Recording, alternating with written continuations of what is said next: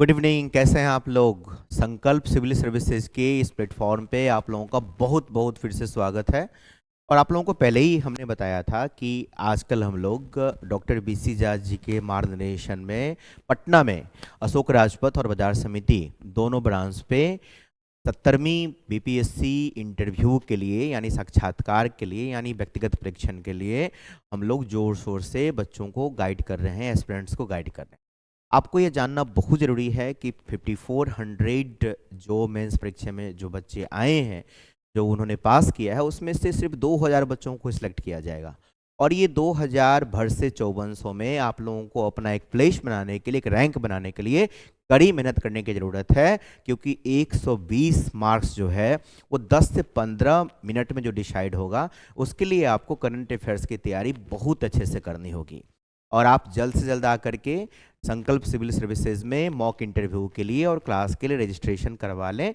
Registration चल रहा है, या ना समझें कि 1-2 दिन काफ़ी है। नो, आपको बहुत मन से तैयारी करनी होगी। तो चलिए हम लोग करंट अफेयर्स के अगले राउंड की तरफ बढ़ते हैं। देखिए, कुछ घटनाएं ऐसी होती हैं जो देश में एक साल में जो 2025 बीता है उसमें अपना एक मतलब सिग्निफिकेंट स्थान हासिल कर लिया है। 10-15 साल बाद भी जब हम लोग बात करेंगे तो बात करेंगे कि ये घटना घटी थी और ये 2025 में ही घटी थी। तो जब 10 साल बाद जो इम्पोर्टेंट होगा तो इस साल क्यों नहीं इम्पोर्टेंट होगा? और बोर्ड मेंबर्स तो न्यूज़पेपर पढ़ते हैं, उन्हें देश विदेश के बारे में जानकारियाँ होती हैं, तब तो बोर्ड मेंबर्स के तौर पर है ना, चेयरमैन है, इतने बड़े क्रेडिबिलिटीज़ के साथ और अचीवमेंट के साथ वहाँ पहुँचे हुए हैं कि आपको सेलेक्ट करने के लिए बैठे हुए हैं।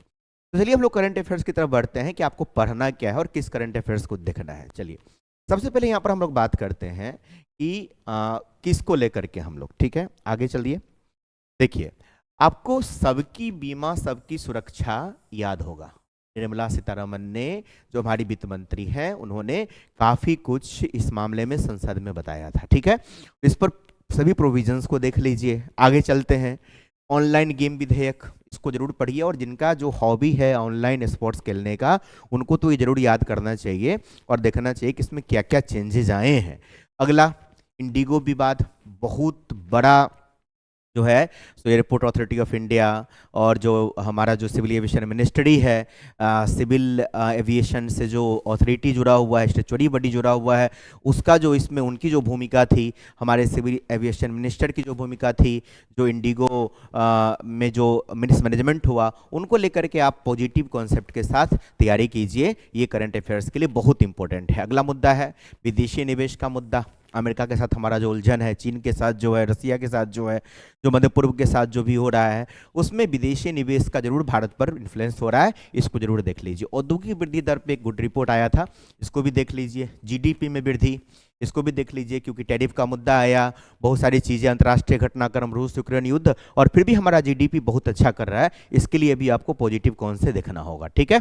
अगला है कि भारत चौथी अर्थव्यवस्था बनना है, और इसके लिए जो है आपको बहुत बहुत अच्छा कॉन्सेप्ट रखना है कि चौथी अर्थव्यवस्था का मतलब क्या होता है, क्या मीनिंग है कि हम फोर्थ इकोनॉमी बन गए, ठीक है। ओके, आगे आइए। भारत और चीन के साथ संबंध।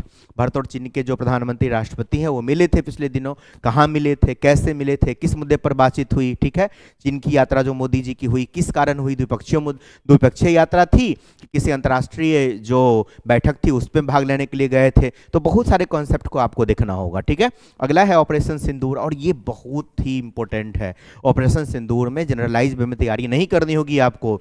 इसमें भारत ने युद्ध विराम क्यों किया, पाकिस्तान की क्या मांग थी, ट्रंप का क्या दावा है, ऑपरेशन सिंदूर में भारत ने क्या अचीवमेंट हासिल किया, क्यों किया, इन सब बातों को लेकर के आपको मल्टीपर्पज तरीके से तैयारी करनी होगी। अगला आते हैं इसरो की उपलब्धियां। ये 2025 इसरो की उपलब्धियों के लिए जाना जाता है।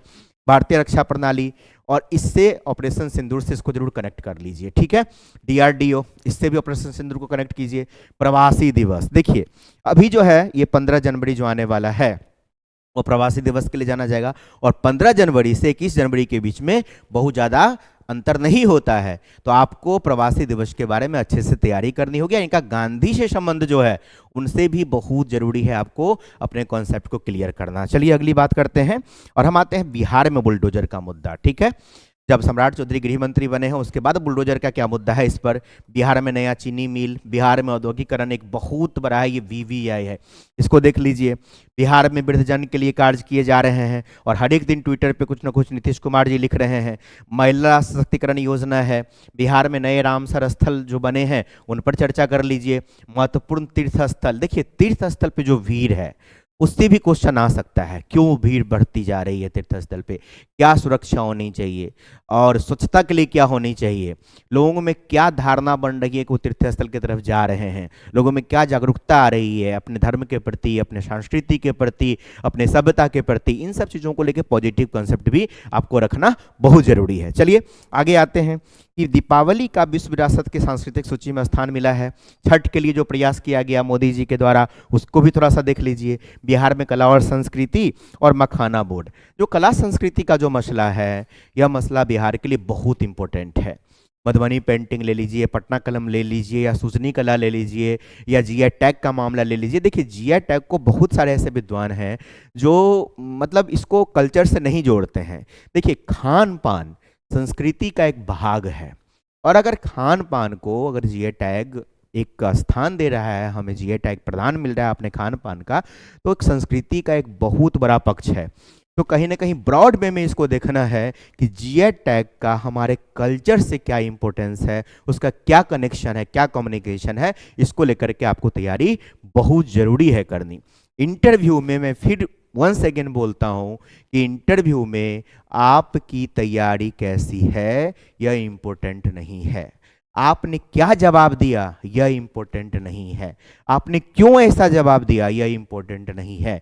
हम लोगों ने इसी संकल्प सिविल सर्विसेज में सीखा है, पीसी झा सर के द्वारा 30 साल का उनका अनुभव है, उन्होंने सिखाया है कि इंटरव्यू का एक मेन की पॉइंट होता है कि आप किसी भी चीज को कैसे रिप्लाई करते हैं, अपनी प्रस्तुतिकरण कैसे करते हैं, आप इंटर कैसे करते हैं, आप एग्जिट कैसे करते हैं, ये बहुत महत्वपूर्ण है जानना। और एक करंट अफेयर्स तो एकदम आसान चीज़ है, आपको एक हिंट मिल गया उसकी तैयारी कीजिए, लेकिन याद कर लीजिए कि करंट अफेयर्स मेंस की तरह नहीं पढ़ना है, अपना दृष्टिकोण साफ रखना है, पॉजिटिव रखना है, सरकार का क्या पक्ष है उसको जानना है, और भारत का और राज्य का क्या हित है यह जानना है, बहुत जरूरी है। बहुत बहुत धन्यवाद। फिर हम लोग अगले वीडियो में इस करंट अफेयर्स के साथ मिलेंगे। Thank you.